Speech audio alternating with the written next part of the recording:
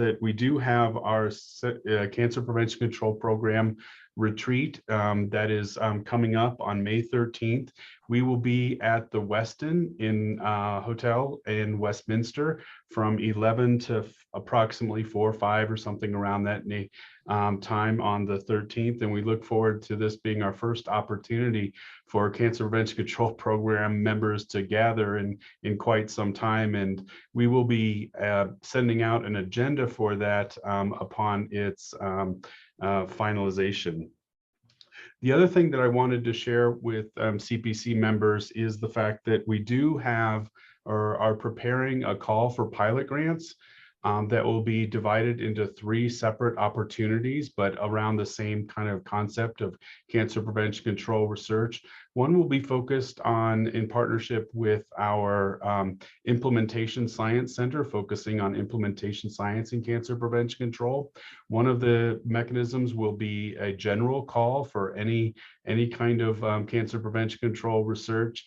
And then the third one will be a mechanism that will be focused on more on catchment related burden and issues that will be in partnership in all likelihood with our community outreach and engagement office.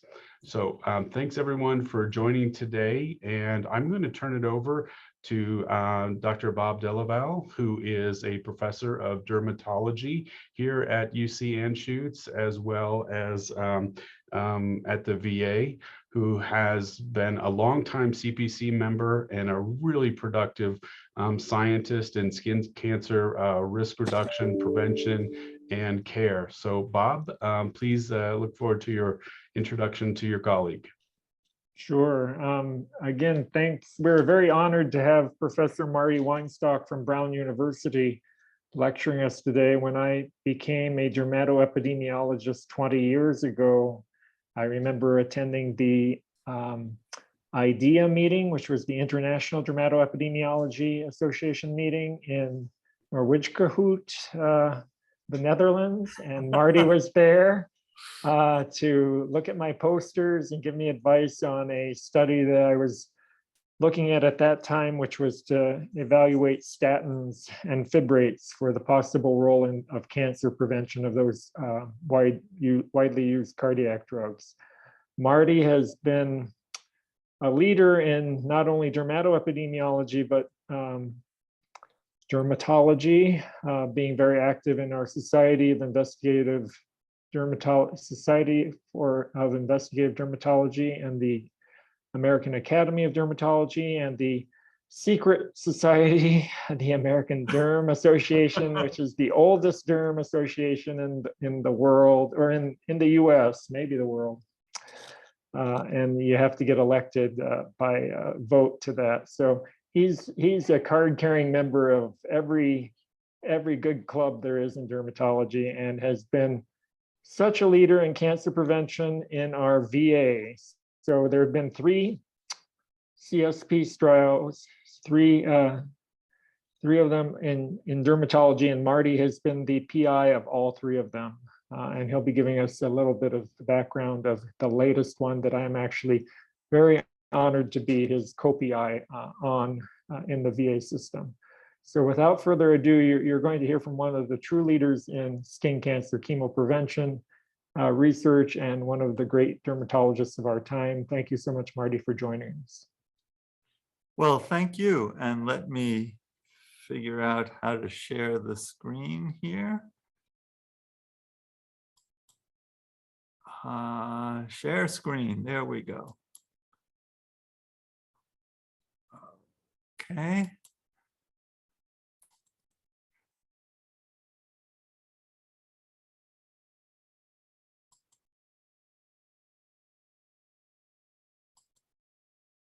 There we go. Thank you very much for that introduction, Bob. I am happy and indeed honored to be presenting to this wonderful group here. And as Bob mentioned, I'll be talking about the Coop Study, which is one of the areas which has allowed me to work on chemoprevention of keratinocyte carcinomas, which is one of my main research foci, the other being melanoma, but this will be talking about chemoprevention of keratinocyte carcinomas. The old name for keratinocyte carcinomas, and just to mention I have no conflicts of interest here, the old name for keratinocyte carcinomas was non-melanoma skin cancer. It's a horrible name.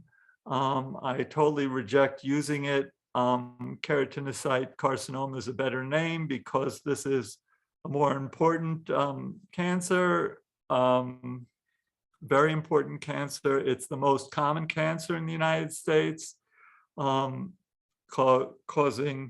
a relatively small number of deaths compared to some other common cancers, but it's much more prevalent, and a huge amount of disability and cost associated with it. But I don't believe in naming something by what it isn't. And so particularly something this important. So I don't use the term non-melanoma skin cancer. I use the term keratinocyte carcinoma, which is also a less ambiguous name. So talking about keratinocyte carcinomas in the US, most of the skin cancers in the US are keratinocyte carcinomas, over 90%. They've been increasing wildly. In the 1970s, we estimated about 500,000 of those cancers in the US. The estimate in 1994 was about 1 million, and now it's well over 5 million cancers per year in approximately 3 million people. Many people get multiple cancers. So it's important to count them and do a better job than we're currently doing with counting them, since they're not registered in most cancer registries. And we also desperately need to reverse this upward trend in the frequency of keratinocyte carcinomas. And that's the genesis of these chemoprevention efforts. So there are a few approaches that have been taken to chemoprevention, or to prevention, I should say, of keratinocyte carcinomas. And I'll briefly go through a bunch of them. The sunscreens, there's retinoids, nicotinamide, and all are of limited help and have not had great evidence for long-term benefit. I will focus a bit more on our recently completed trial of topical 5-fluorouracil for the chemoprevention of these cancers. And I will mention the new trial, which we are just getting underway with imiquimod. Moving on to that, here's my favorite sunscreen cartoon. It's Count Dracula, desperately seeking an SPF 40,000 sunscreen and not being able to find it. Sunscreens have been proven in randomized trial to be effective for the prevention of squamous cell carcinoma of the skin, which is one of the two common types of keratinocyte carcinoma, the other being basal cell carcinoma. It's also effective for the reduction of actinic keratoses. The public use, or the use by the public of sunscreens typically is inadequate and inconsistent.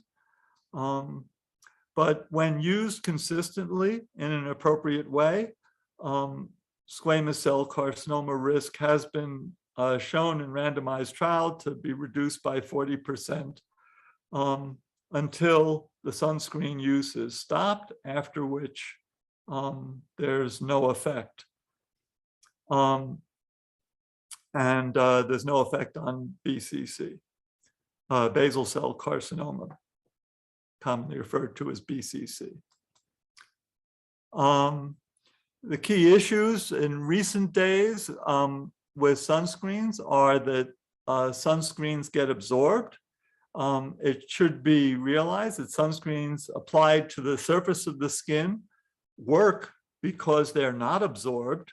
They work because they intercept the UV rays that come from the sun or other sources prior to those UV rays getting into the cells of the skin. So the fact that they're sitting on the surface is key to them being effective. But anytime you have your entire surface covered with stuff, it's not totally surprising that some will be absorbed, and this has become more of an issue in recent years as it's been documented. And the other issue, which has been a major issue with sunscreen use, is its effect on the environment, because people have all this sunscreen on the surface of their skin, and then they jump in the water to go swimming or whatever else they're doing, and that gets into the environment. It's been linked to damage into coral reefs potentially, or other species. So sunscreens are important. It's recommended a lot, but what can we really do when we've had skin cancers that have increased tenfold? A 40% decrease, while welcome, is not adequate. So retinoids and related compounds have been studied fairly extensively for prevention of keratinocyte carcinomas.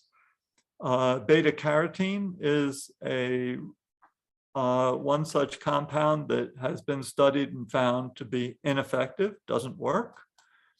Low-dose isotretinoin is another retinoid, which doesn't work. So we have a number that don't work, but we do know that some of them, such as acitretin and high-dose isotretinoin, have been documented in randomized trials or other settings to prevent basal and squamous cell carcinoma. The unfortunate part is when they're used systemically, they have toxicity, and so it's generally thought not to be worth the toxicity to be exposed to that continuously through life. It is used in some very high-risk settings.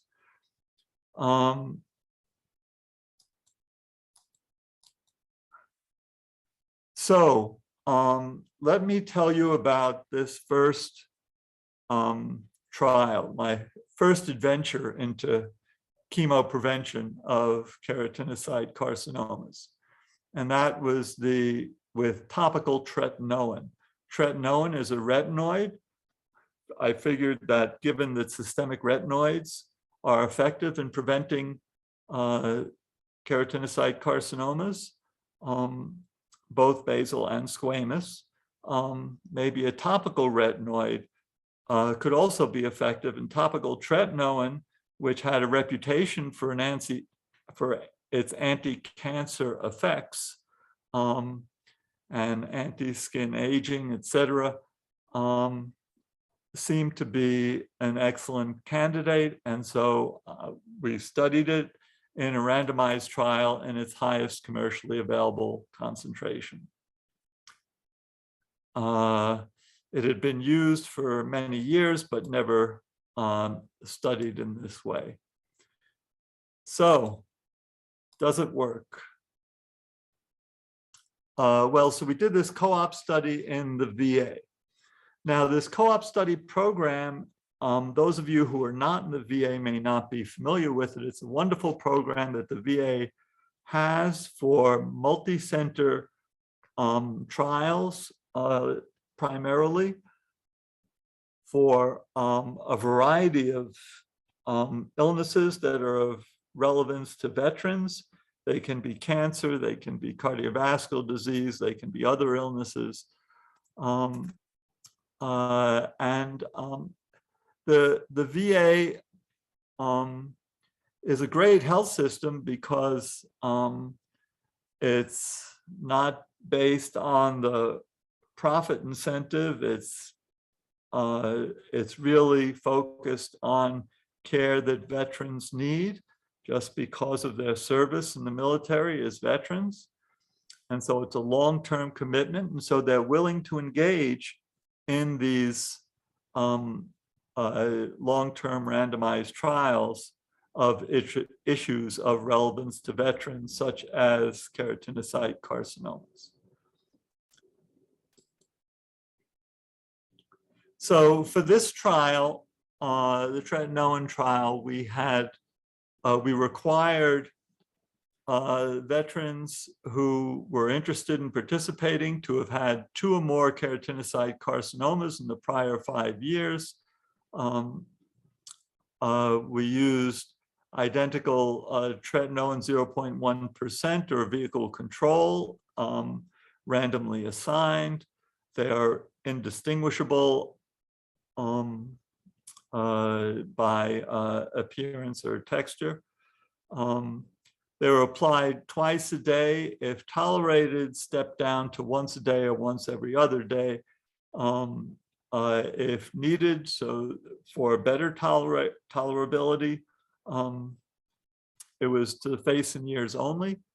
Those are the most common sites for keratinocyte carcinoma. Most of them occur on those sites. So it was 4 years of recruitment, 2 to 6 years follow-up, and the endpoint was time to keratinocyte carcinoma, either basal or squamous cell carcinoma. First approved back in 1994. Finally, the first patient was enrolled in 1998, and the trial was stopped in 2004, and I'll tell you a bit more about that in a moment.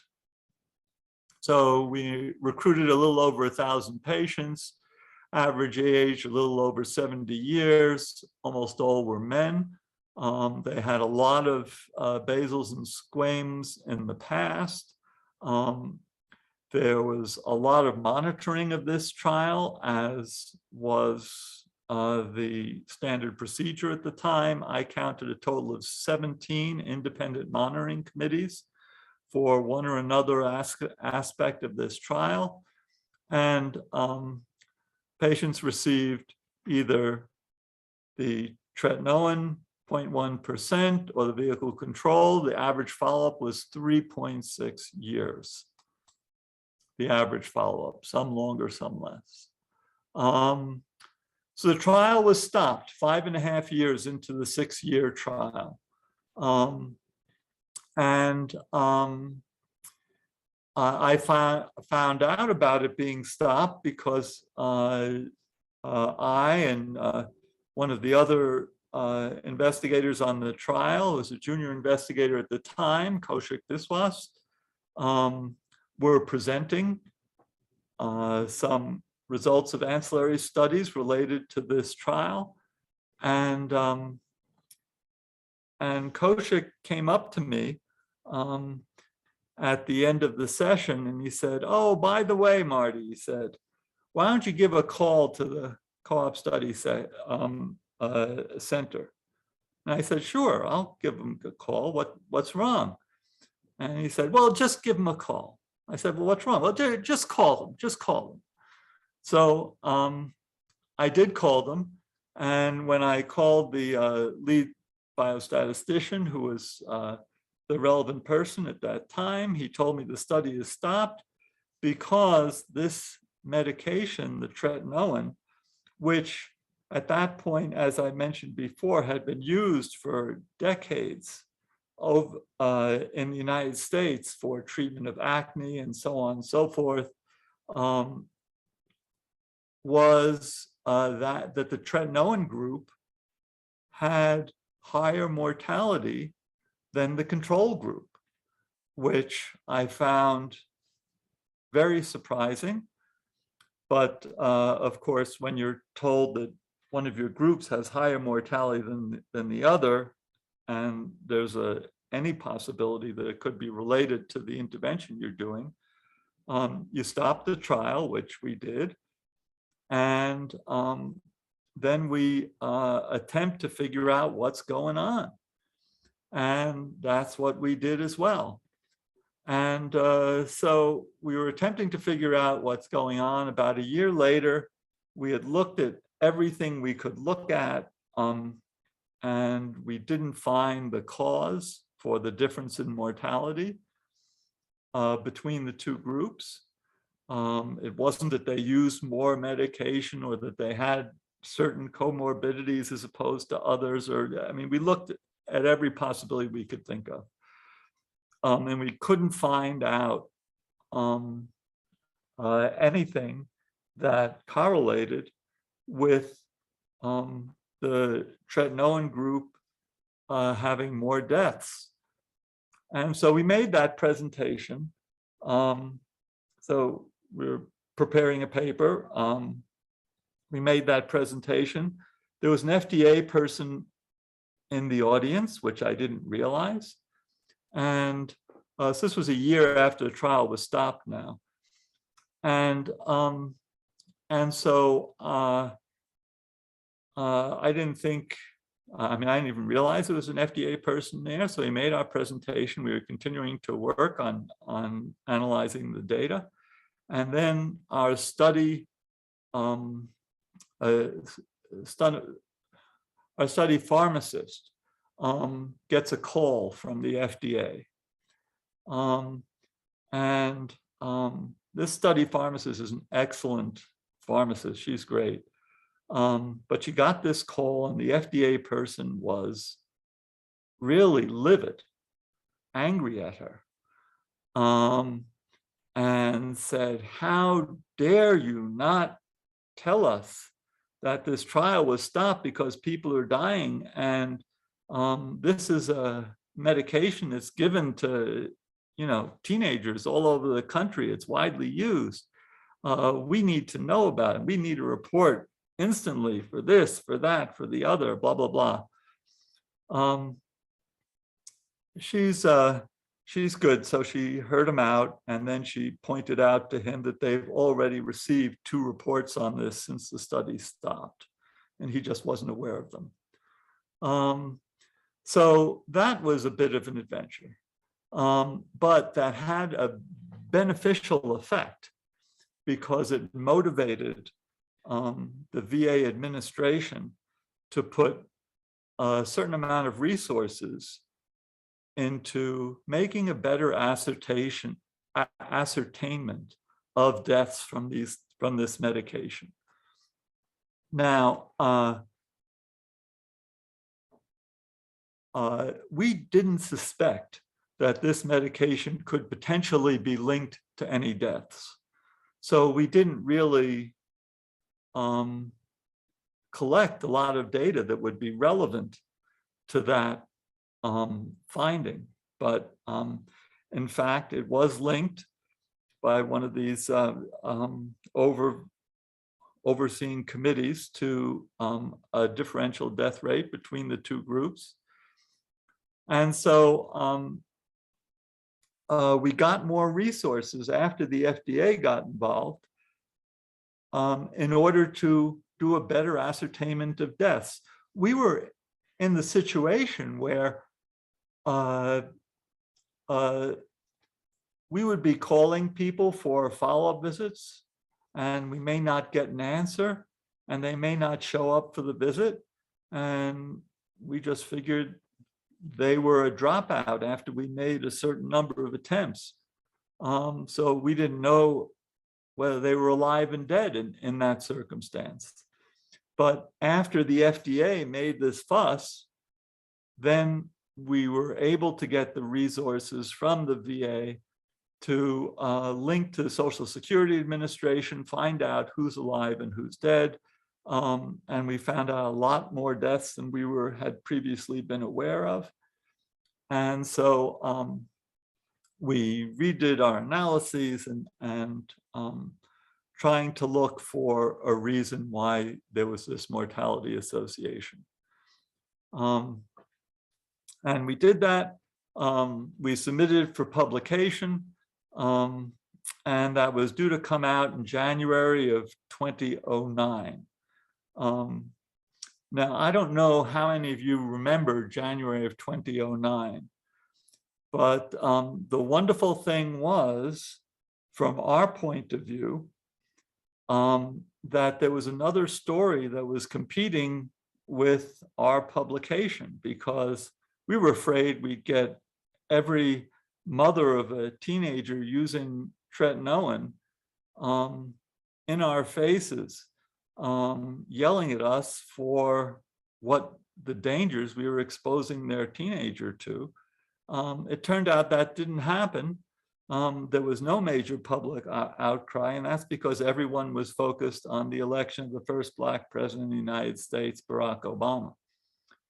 And so thank you, Barack. So we didn't get any, we didn't run into difficulties from that point of view. But we did continue to analyze the data, try to figure out, and we never were able to figure out why the deaths were different between the two groups. And we did have enough data, because the trial had gone on long enough, to accomplish our major endpoints anyway, which was looking at the effect of tretinoin as a chemopreventive agent. And in fact, it was ineffective. Tretinoin did not work for chemoprevention of basal cell carcinoma or of squamous cell carcinoma. And we looked at it multiple ways. We looked at it with a 2-year delay, thinking that might be a factor, but we looked at it in a number of different ways. We looked at subgroups. We looked, depending on how much of it they used or how long they used it for, et cetera, et cetera. Nothing seemed to explain this mortality difference. And so that remains unexplained to this day. And I suspect it's an artifact, that is not real, but I don't know. So there was no differences, as I said, between the two groups.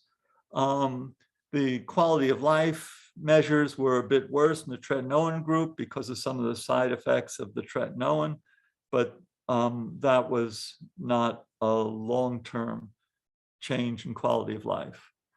And so that's my first adventure into the world of chemoprevention of keratinocyte carcinomas. Now, there was something else which I should mention, because it was an important thing which I was able to do during the course of this trial, and that is look at actinic keratoses. Actinic keratoses are these keratinocyte dysplasias that commonly occur on sun-exposed skin of the face and ears. And we had lots of them, and we had a careful method of mapping them. And there was, these things are commonly treated, usually with cryotherapy, which is liquid nitrogen spray on the lesion itself. It stings, and it causes the lesion to form a little blister and then just comes off. There's lots of, it's been estimated about 10% of visits to dermatologists were due to that cause alone. So it's a major cost to the system. and a major use of resources. But the estimates of how often these actinic keratoses actually turn into skin cancers have been all over the map, ranging from much greater than 10% to much less than 1%. And so we did a method of carefully mapping all of these actinic keratoses during the trial, and trying to look at how often they progress to cancer. And there was one publication which was particularly notable, which had been published prior to our study, way back in 1988 by Robin Marks, who had put a clear sheet over the face of his patients. And he marked with a marker on that sheet where all the actinic keratoses were. And then he attempted to follow them. And what he found was that, and this was done in Australia where they have lots of actinic keratoses because they have lots of sun. What he found in follow-up 1 year later, after mapping thousands of these actinic keratoses, was that there were 10 that developed into squamous cell carcinoma. There were 7 squamous cell carcinomas that developed not from an actinic keratosis, from something that had previously looked like normal skin. And there were 11 squamous cell carcinomas that developed possibly from an actinic keratosis or possibly not. It was ambiguous. So that was the existing thing. That was widely disputed. It was a very low risk of these actinic keratoses developing into cancers. So we decided with one of our sites in this Tretinoin trial to map the actinic keratoses more carefully. What we did was we had a board-certified dermatologist draw an X with a pen on the top of each actinic keratosis on the face or ears. Then we had standard photos taken of those faces, and then we wiped off the pen marks. But we had, therefore, a careful photographic map of the actinic keratoses. And we wanted to see in these almost 200 patients, what would happen to these actinic keratoses. And there were thousands and thousands of actinic keratoses that were identified in this way. What we found was that some of them did evolve into skin cancers, and some of them did not. So overall, the risk of evolving into skin cancer was quite low. But of those skin cancers that did arise in this high-risk group that we were following in this trial, for the squamous cell carcinomas of the skin that arose, 2/3 of them had been diagnosed as an actinic keratosis on a previous visit. So that was of interest, and also of interest was that about 1/3 of them had been, 1/3 of the basal cell carcinomas had been diagnosed as an actinic keratosis on a previous visit as well. So these actinic keratoses, which are not thought to give rise to basal cell carcinoma, they're thought to give rise to squamous cell carcinoma. In fact, the clinical diagnosis of actinic keratosis can give rise to both. And this is the curve. It was about 1% gave rise to one of these keratinocyte cancers at 1 year and about 4% at 4 years. The other thing at 1 year is that close to half of those actinic keratoses had gone away without treatment. and many of them sort of come and go. It's is interesting phenomenon. 31, or about a third of the baseline actinic keratoses, persisted till the 4-year examination, the 4-year time point. And even of those, many of those were not evident at one of the examinations in the interim. So they came and went, and then came again. So 1% at 1 year, 4% at 4 years is the thing that is to remember about that. Much higher in this admittedly very high risk cohort than the 0.1% per year that Robin Marks had estimated. But still, most of those actinic keratoses don't progress. And about 2/3 of the squamous cell carcinomas that did occur arose in actinic keratosis, and 1/3 of the basal cells. And of course, our concern, which is still an open question, is whether that 1/3 of basal cells that arose in actinic keratosis, whether those lesions were originally at the beginning a basal cell to begin with, and we just misdiagnosed them as actinic keratosis. So that was an interesting little adventure. And then we asked the question, can we even diagnose actinic keratoses with confidence? And even though it's to this day a clinical diagnosis, not done histologically by and large, the answer is still that while there's a substantial predictive value positive for diagnosing actinic keratosis in terms of it histologically being confirmed to be an actinic keratosis, there's a substantial number of errors. And so we worked on ways to better count actinic keratoses, et cetera, which have been somewhat useful.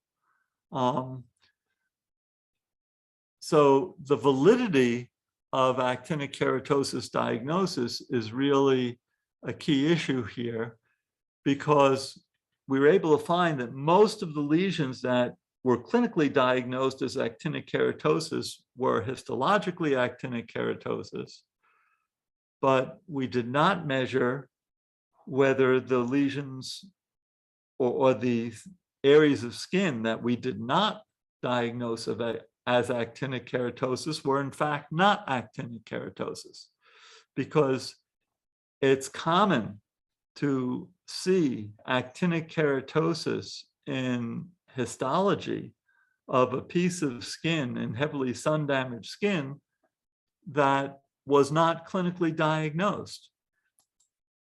And so that's a question that remains a concern. What is the validity of non-diagnosis of actinic keratosis?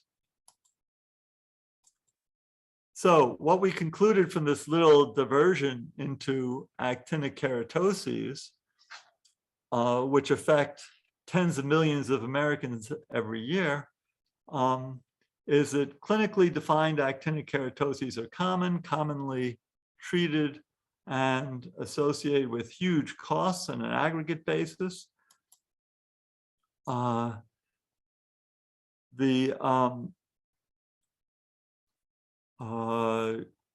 use of sunscreens is proven to prevent and even to treat actinic keratosis. And there are many other methods of treating actinic keratosis as well.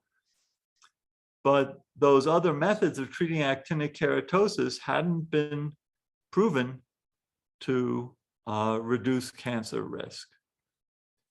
So there's lots of questions still about diagnosing actinic keratoses. And ultimately, the reason for treating them is to prevent squamous cell carcinoma. And trials to approve medications for actinic keratosis, in general, do not have squamous cell carcinoma as an outcome because they're short-term trials, and that's unfortunate. So we decided to change that modality. So, and I'll talk about that in just a moment. Before I do that, I want to mention the issue of nicotinamide. Probably many of you have heard of nicotinamide being used for the prevention of keratinocyte carcinoma, either basal cell or squamous cell. There is a randomized trial to support that that was performed in Australia about 8 years ago. However, even though there's a reduction in total basal cell carcinoma and reduction in total squamous cell carcinoma, when we looked at that data from the trial, we noticed that in fact, it was primarily the superficial basal cell carcinomas that were reduced in the nicotinamide group. That's a 46% reduction compared to the placebo group. There was some reduction in nodular basal cell carcinomas, but when we looked at the uncommon, but more likely to be difficult to treat, more aggressive types of basal cell carcinoma, we found that those, in fact, were more common in the nicotinamide group than in the placebo group. And that's never been thoroughly examined. So we don't support the use of nicotinamide for keratinocyte carcinomas of any type. So we went on to look at one of the major treatments of actinic keratoses to see if that would prevent squamous cell carcinoma or basal cell carcinoma, and that is topical 5-fluorouracil. It's an effective treatment for the precursor of squamous cell carcinoma, but has never been studied like all the other treatments of actinic keratosis, was never studied for the prevention of cancer. And so I'll just go quickly through. So it was about 1,000 patients that we randomized to get either topical 5-fluorouracil twice daily to the face and ears, which are the common sites of squamous cell carcinoma and basal cell carcinoma, or a vehicle control. And so we randomized 932 patients at 12 sites around the country. In a subset of those sites, we did a more detailed study of actinic keratoses individually mapped, the way I described. The average age in that population was 70 years, and it was almost 3 years of average follow-up. Mostly men. This is a population in the VA system, so they're all veterans, and older veterans, before women were as common in the military as women are today. They had a lot of skin cancers in the past. So the trial was of 2 to 4 weeks of applying 5-fluorouracil to the face and ears. The primary outcome was basal and squamous cell carcinomas and any type of keratinocyte carcinoma after 1 year and after 4 years. And so I'll show you a few of the results, and then we'll go on to our current study. We found a long-term, multi-year reduction in actinic keratoses from this 2 to 4 week application of 5-fluorouracil. So that was substantial. It went at least 3 years. And in addition to reducing the total numbers of actinic keratoses, the number of new actinic keratoses in the sites where we were mapping the individual actinic keratoses carefully, that was also reduced for at least 3 years. And the squamous cell carcinomas were reduced by 75% in the first year after this 2 to 4 week treatment. So it was a substantial reduction in squamous cell carcinoma risk. The effect was only 1 year. So that was 1%. In 1 year, 1% of the 5FU group and 4% of the controls got a squamous cell carcinoma. For basal cell carcinoma, there was no statistically significant effect. There was an 11% estimate of reduction of the frequency of basal cell carcinoma, but that was not statistically significant. There was a borderline significance for reduction in basal cells that require Mohs surgery. That was not an expected outcome, and so we just note it, but don't make a huge amount out of it. There was no rebound, so it's not just that the squamous cells were being suppressed in year 1 and then came back in year 2, 3, and 4, because in years 2, 3, and 4, there was no increased or decreased risk of squamous cell in the 5FU group.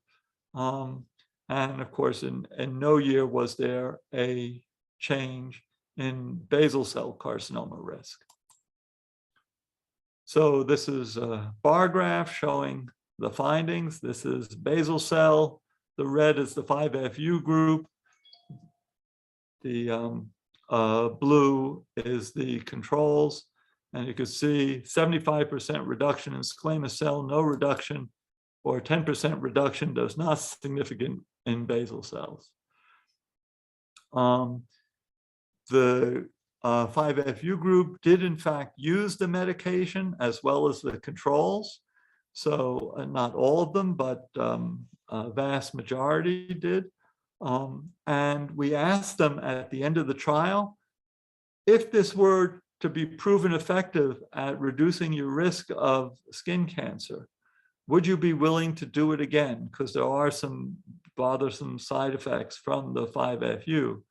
And 87% of the 5FU group said yes, as well as 94% of the blinded controls.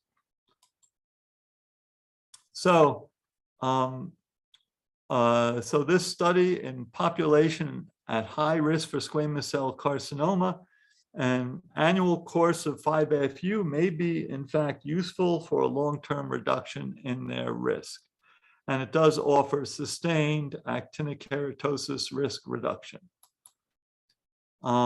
It's effective. We also demonstrated, I haven't shown the data, that it's cost effective and indeed cost savings. In fact, the economist on our trial, he was jumping up and down because he was saying, wow, this is not just cost effective, this is cost saving. You actually reduce cost by doing this.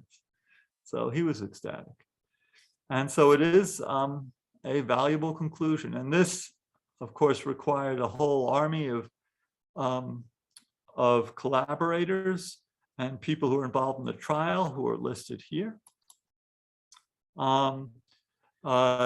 So moving on to that, to the trial that Bob and I are working on, prevention of basal cell carcinoma, or the name of this trial, we call it B3C Trial, for basal cell carcinoma chemoprevention.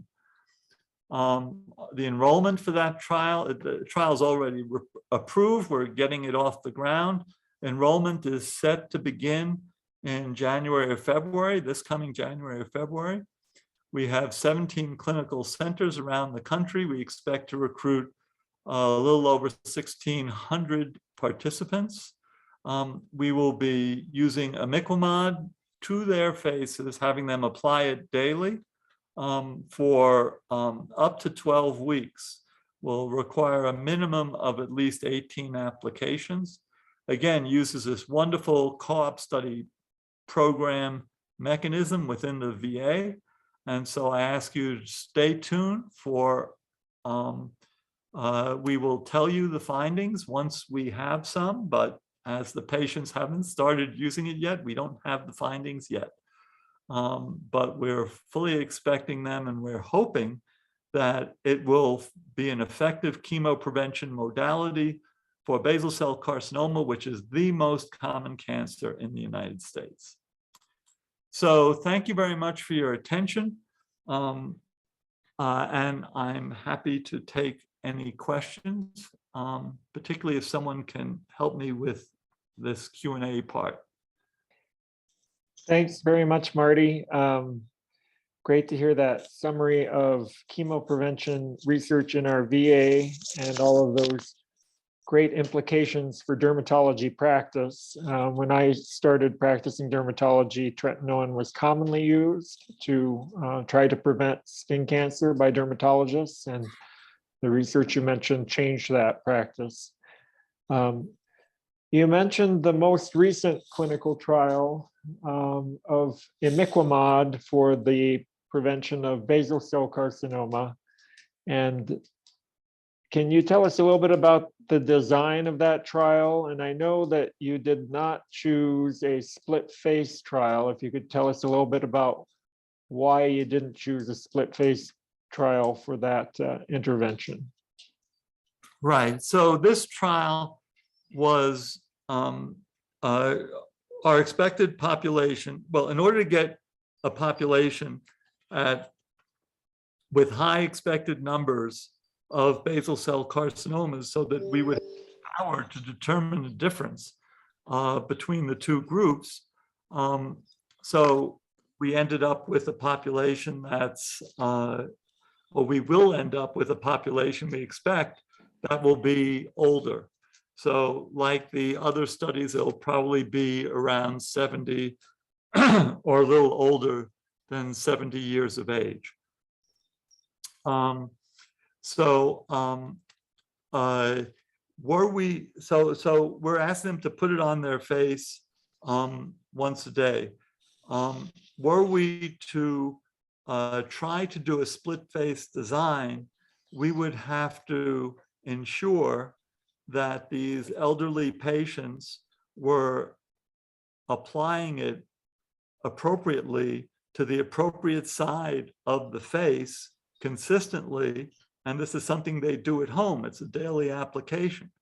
So that creates a real possibility for having a contaminated intervention where we won't end up getting a reliably valid outcome. So by randomizing people, the people in the control group will not be getting the imiquimod, the people in the imiquimod group will be getting it. And so we're clear that the exposed are exposed, at least to some degree, and the unexposed are unexposed. And now.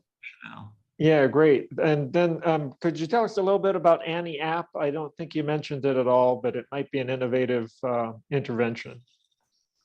Yes. So Annie app is something that the VA does. It's a little app that can send messages to veterans to remind them to do things like applying study medication, for example. And we'll be testing that Annie app by randomly assigning half of the 17 sites, approximately, half of the 17 sites that will be involved in the trial to either have the Annie app for reminding all our study participants at those centers to use the study medication. And so that will give us an idea in this randomized trial whether we'll we improve use of the medication by means of the anti-app, because we'll be questioning verbally every study participant on a weekly basis about how often they use the study medications. And so this will give us an idea of whether that app will be helpful for improving adherence to the medication, to the randomization. I see Jamie has his hand up. Jamie, you have a question? for Yeah, I Dr. do. Weinstock?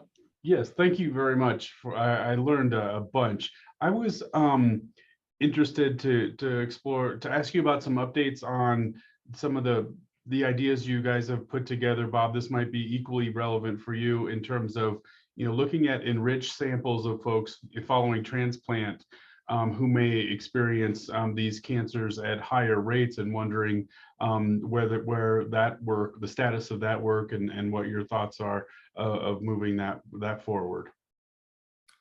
Well, that is an important possible application of this. It's a very high-risk population, of course. They are specifically excluded from these randomized trials that I've described here, but they certainly deserve to be studied to see to what extent these interventions that do work for people who are not severely immunosuppressed, such as transplant recipients, whether they work as well for transplant recipients. So that's my comment. Bob, would you have a comment? Yeah, at least within the VA where Marty and I do most of our clinical work and our clinical trials, it's not real centralized for this population to get at these transplant patients. We don't have a great mechanism of following them other than picking them out of our clinic. Perhaps if we were a VA center of excellence for transplantation, it might be easier to conduct some of those trials locally, or to organize those trials, but it's been a bit of a challenge to think about them. That might be our next trial if we design another one. We were thinking about 5-FU in combination with calcipotriene, which shortens the course for chemoprevention of squamous cell carcinoma. That might be particularly beneficial for transplant patients. But that's we have so much bandwidth, and this is a pretty big trial we're going to be doing for the next 5 years. Yeah, and it is true, the way transplantation is organized, or the way it's not organized, it's not so easy logistically to have a large transplant population in this type of outpatient setting. So, but it's something we need to do. And so thank you for that question. I have a question. First of all, that was a fascinating talk. My goodness. What an amazing experience you had with your first trial. very, very interesting. But I do want to take you back to the first part of your talk. And so, the whole issue about keratinic carcinomas not being reported in cancer registries and that sort of thing. And I've been aware of that for years myself because I've worked with cancer registries. But I guess I have two questions about that. The first question is, then how did you get all those estimates you gave us at the beginning about how much these have increased? How do you get those numbers if they're not reported to cancer registries? And the second thing is there any movement towards getting these to be reportable cancers in cancer registries so it can be tracked? Well, so those are two excellent questions. So I'll tell you in response to the first one, the way these estimates were obtained were from a variety of different sources. So the first estimate of 500,000 in the 1970s, that was obtained by special surveys funded by the National Cancer Institute. that were conducted, and I think it was 72 and 78. I may be a little off on the years, but something like that.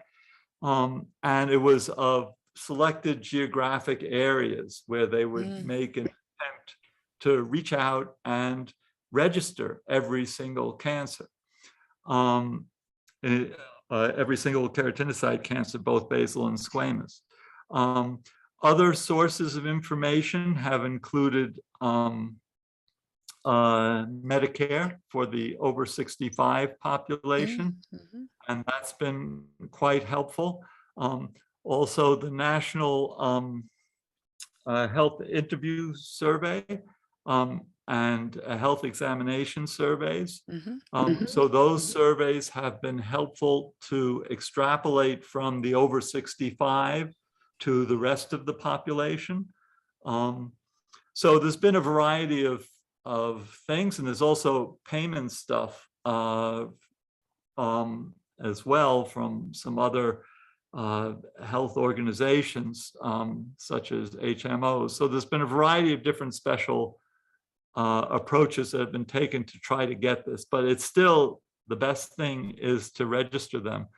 And I can tell you another little adventure I had. So there was an effort at one point. There was a meeting that was held with various cancer people. This was skin cancer people, and they were talking about among the topics among the cancer people was expanding the registration, and so this was a sort of general meeting of cancer. It wasn't restricted to skin, but I was a sort of specifically skin guy there. And so they were discussing the idea of extending, which now has happened, cancer registration throughout the country beyond the specific SEER registries. That's done through the CDC, and some registries are better than others that are not SEER registries. So they were discussing that idea, and I was arguing for the notion that instead of expanding to everybody, maybe what they should do is just make some of the cancer registries that are already existing better, so that they're really super high quality. And instead of just expanding to everyone, but there won't be such high quality. And the answer I got, and this was a politician who was in the meeting who said, "Oh, but the problem with that is that it's better to expand it to the whole country, because my constituents, they want their cancers to count." So so that never went anywhere. So another adventure. So so let's see. So your first question was about how these numbers were gotten for the cancers, and sorry, the second one was just about the cancer registration, if there was any movement towards doing that. You know, it is unfortunate though, because it is such a common problem, right? So anyway, but well, I'm sorry it's not reported. It'd be very helpful to you if it was. Yes, it would be. It would be. But we're getting, with all these large health systems, we're getting beher handles by using some of their data. Like Kaiser Permanente or some others. Right. And so it's not hopeless. Okay, excellent. Thanks. Well, we may also have a resource here in Colorado, and many states, or some states do, with the all payer claims databases that we have, that could be a resource for some research activities in lieu of registries. But Dr. Weinstock, I want to thank you for a very informative and engaging presentation. And Bob, thank you as well for the invitation, doing the honors of introducing our speaker, and look forward to lots more productive work and from the both of you, and can't wait to hear the results of hopefully a positive trial results to you both. Okay, well, thank you very much. All right, take care, everyone. Thank you.